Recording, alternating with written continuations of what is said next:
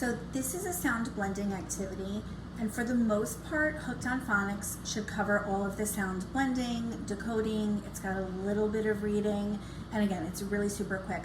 But this is an activity I do want him to start doing because I think it's important in helping him to hear when sounds are segmented, how they come together to make a word.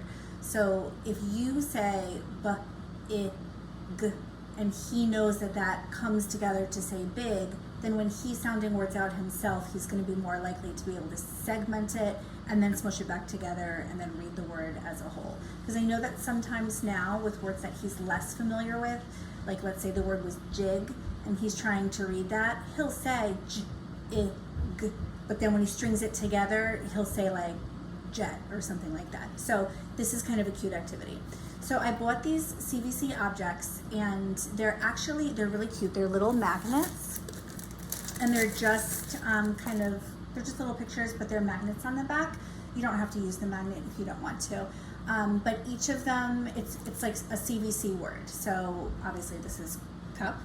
And what I did is in the box, I want to open it up for you. I separated all the words into little bags. So every bag has the words in it that start with the same sound. So we have cat and clip start with the same sound, because that's one thing I know that Max relies heavily on the first sound for a cue. So he might do really well. Like if you put two of these pictures down and you did like dog and cat and you did d, aw, g, he would hear that first sound and he would immediately go for dog. But I don't think that means he's actually stringing the whole thing together. I think he's really just relying on that first sound. So when he does this, I would pick a bag. Some of them have actually a lot of picture cards in them, and some of them, like this one, there's only 2. But I would take 3 of 2 or 3. If there's 3 in the bag, I would take them and I would lay them out.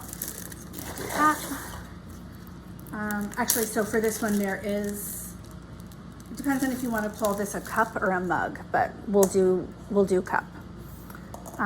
So I would lay them out and I would tell him, first I would go through, oops.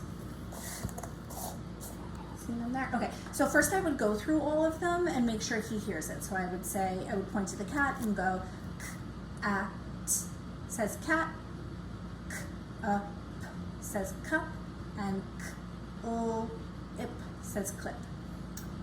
So I would do that first, and then I would say you're going to play a little game where you go through and you're going to say the sounds, and he's got to find which picture it is.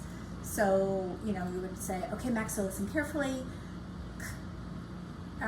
So CL is a blend. So cl, I, p, and then hopefully he would point to clip, and if not, you would just show him. So once you go through, and you can mix them around as you do them, so they're not always in the same spot. But once you go through and he guesses all 3, I would hide each picture under a cup. Play a little game.